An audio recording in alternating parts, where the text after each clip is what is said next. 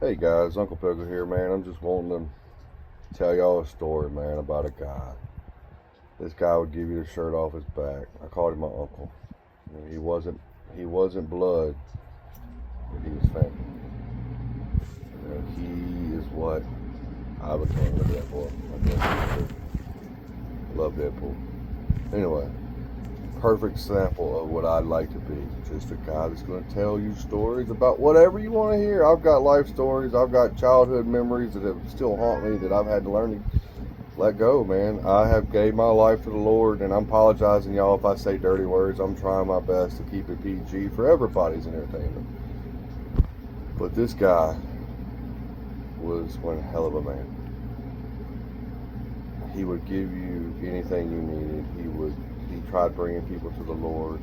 He knew my true life stories of what happened to me, you know, being in the army, to back when I was a kid and things happened to me that should never happen to kids, and I've had to deal with it. He was my savior as a person, and I never really opened up to talk about it. This man would do anything for anybody. I'm not talking about my dad, my uncle. You know, my wife's uncle, technically. Let's put it like that. I'm gonna leave it at that. But he was my uncle.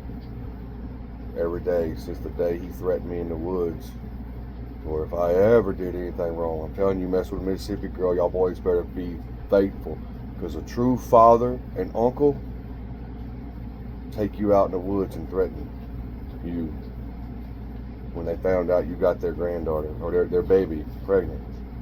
Had the game more than all, y'all. These guys were rough, man. They backwoods country boys. They will survive, I give you that. But okay, back to the story about this dude. So this guy had a wedding.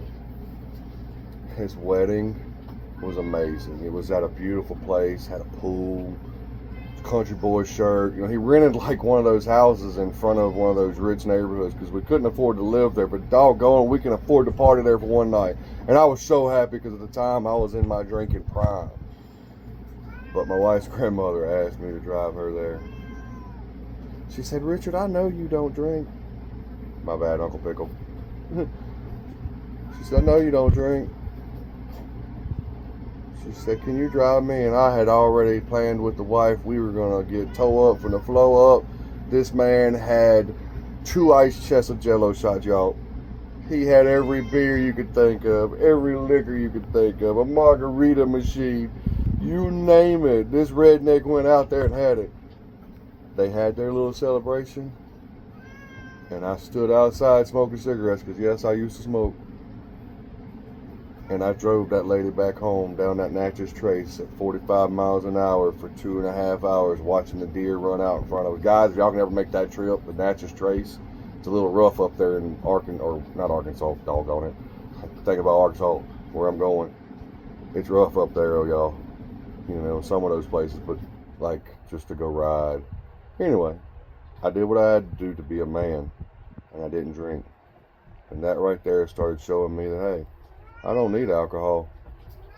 I don't need anything. The Lord.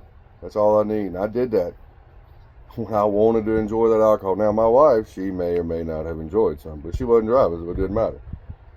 Uncle Pickle, man, is just a heartwarming people. Look, make sure you tell your loved ones you love them, y'all. Because once they're gone, all they are is memories, and I know we don't want them to be. They're great people out there. I love you, Uncle. We'll see you again one day. Uncle Pickle out.